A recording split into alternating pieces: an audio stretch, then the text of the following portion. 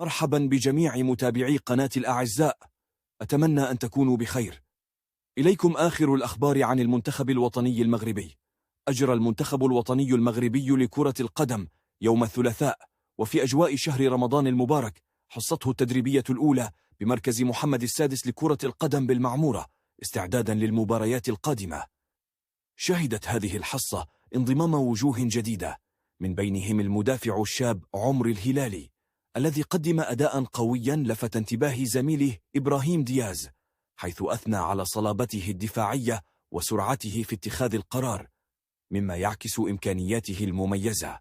كما أبان اللاعب الواعد حمزة كمان عن التزامه وانضباطه خلال التدريبات، مؤكدا رغبته في إثبات جدارته بالانضمام إلى صفوف أسود الأطلس.